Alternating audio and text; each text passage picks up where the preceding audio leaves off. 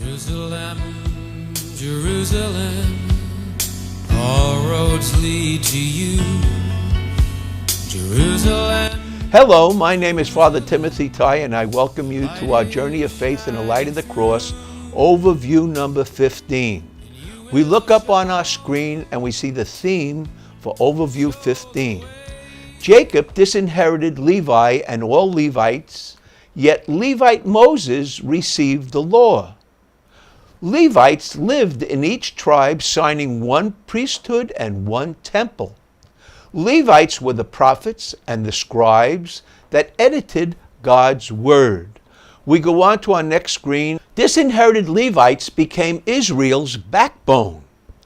Jacob disinherited Levi and Simeon for killing all Hivite men after Shechem raped Dinah, their full sister by Leah. But then Shechem wanted to marry Dinah. So his father said to Jacob in Genesis 3:48, "My Shechem wants to marry Dinah, intermarry with us. Then settle here and acquire land." Jacob's son said, "Only if all Hivite men are circumcised." Now, intermarriage and sharing land are both corruptive. And we'll go to the next screen. We look up and we see Genesis 34:25. 3 days after circumcision, while they were full of pain, Dinah's brothers massacred all Hivite men. Jacob said to Simeon and Levi, "You've made me loathsome to all Canaanites. If they unite and attack, the whole family will be wiped out."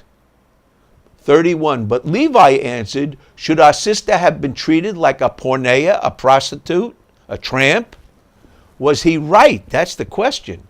Bible seems to vindicate Levi's words. Israel must do what is necessary to stay apart and be holy. We go on to our next screen and we continue reading. Jacob's last testament is Genesis 49, verse 2. "Gather and listen, sons of Jacob." Verse 3, "Reuben, my firstborn, you defiled your father's bed to my sorrow." He slept with his father's concubine. So he's disinherited. "Simeon and Levi, cursed be their fierce rage. I will scatter you throughout Israel."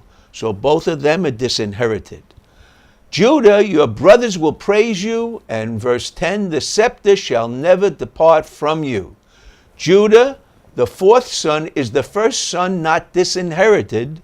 So the Messiah King, David and Jesus, will rise up from Judah. We go on to our next screen and we continue reading. Joseph and Benjamin were the 11th and 12th, but they were by Rachel.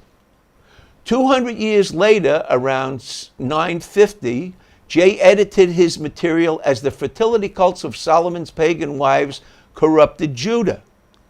But no king would cut away the cancer of intermarriage, destroying Israel.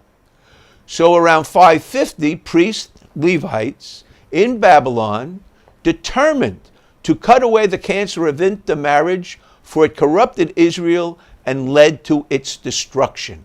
We go on to our next screen to continue reading. We try to integrate non-Bible information to better understand 1,000 years of Bible history. We understand this is difficult, but it's an overview.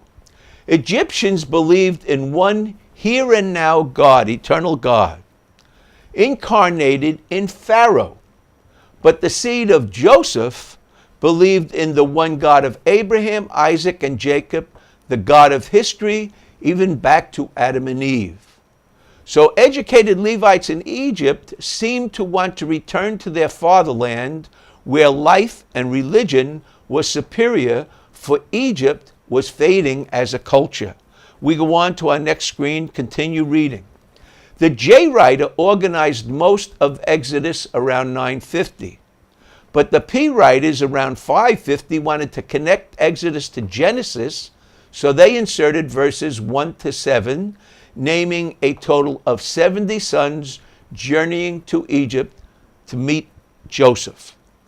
P also joined with J in 950 in emphasizing that Israel was fruitful and prolific, fulfilling God's promise. Now why?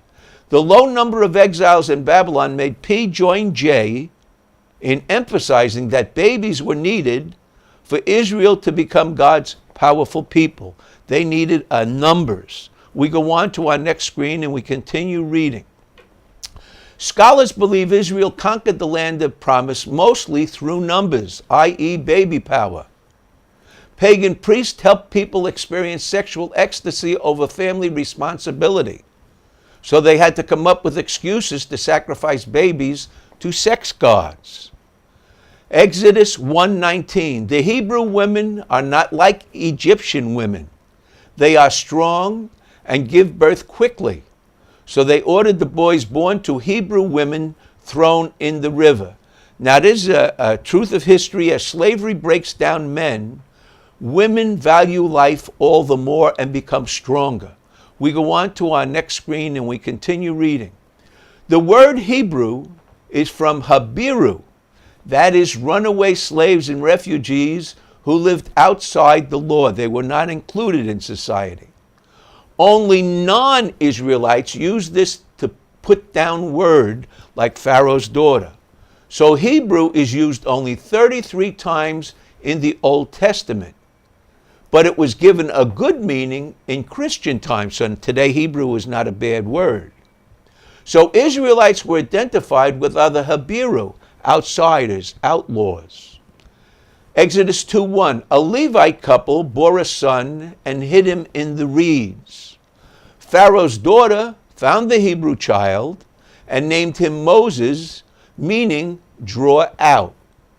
He would draw Israel out of Egypt.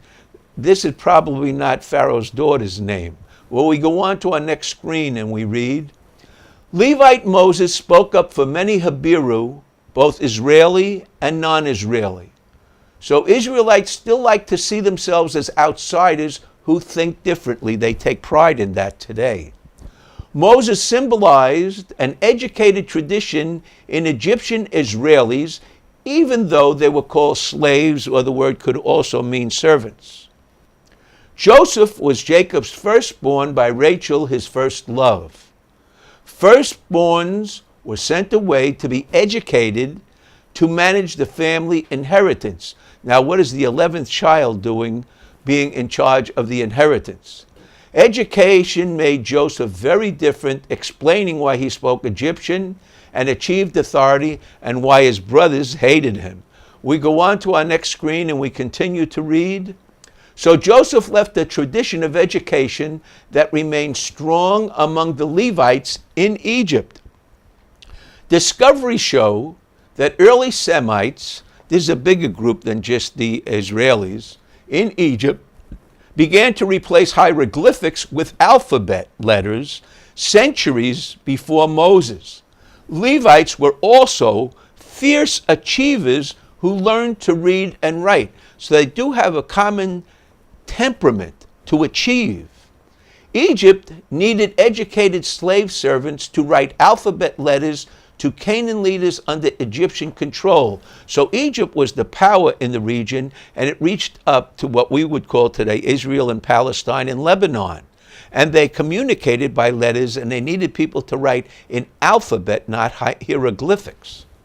For Egyptian hieroglyphic influence was fading earlier than believed previously. We go on to our next screen and we continue to read. This can explain Moses' family familiarity with Pharaoh's family. His daughter probably knew Moses' family as high-class servants, civil servants, and arranged for him to be educated with Pharaoh's sons. Levites could see that Egyptian priests and their beliefs were fading with their hieroglyphics. Their outside outlook, that of the Levites, would make educated Levites like Moses and Aaron willing to risk all to return to the land promised to Abraham. It would explain Aaron's capacity for priestly work, so he knew what it was to be a priest. We go on to our next screen and we continue reading. It is believed most Israelis had returned earlier than when Moses came with the rest of them. But Levites still had a strong connection with the Joseph tribes. So when Israel entered the land of promise, they connected first with Joseph's sons, Ephraim and Manasseh, who settled around Samaria and Shechem, the first true holy place before David captured Jerusalem 200 years later. Just south, Benjamin settled around Jerusalem, but he didn't conquer it, just above the tribe of Judah.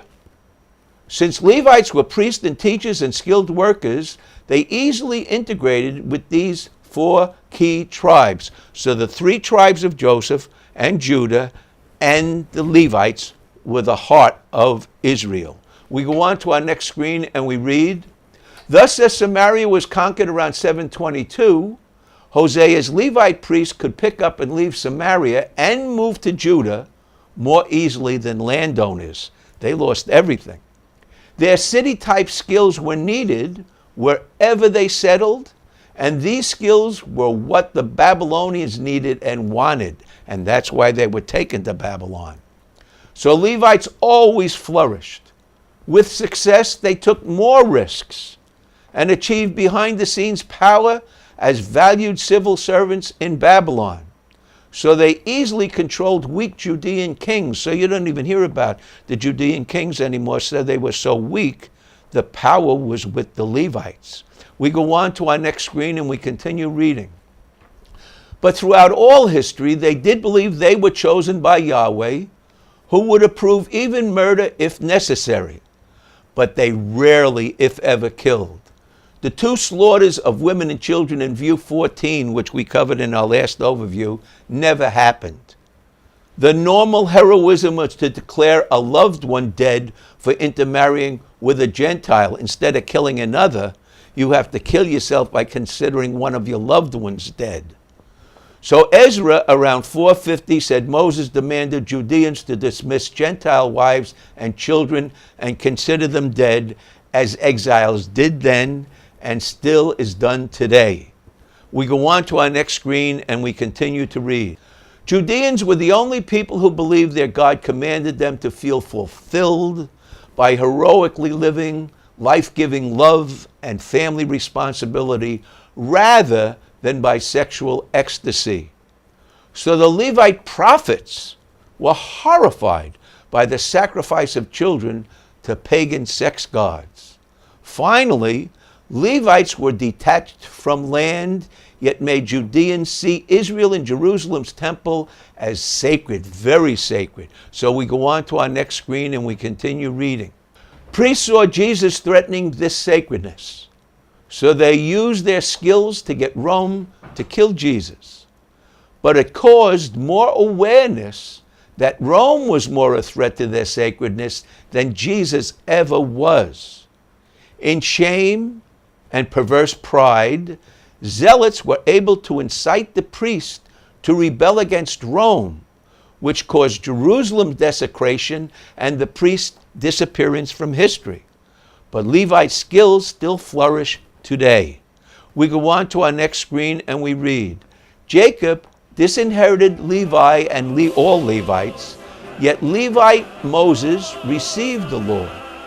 Levites lived in each tribe, signing one priesthood and one temple. Levites were the prophets and the scribes that edited God's word." So what does it mean to be disinherited? I thank you so much for joining us for this overview number 15 in our journey of faith in the light of the cross, and I hope it didn't overwhelm you with 1,200 years of history. Thank you so much.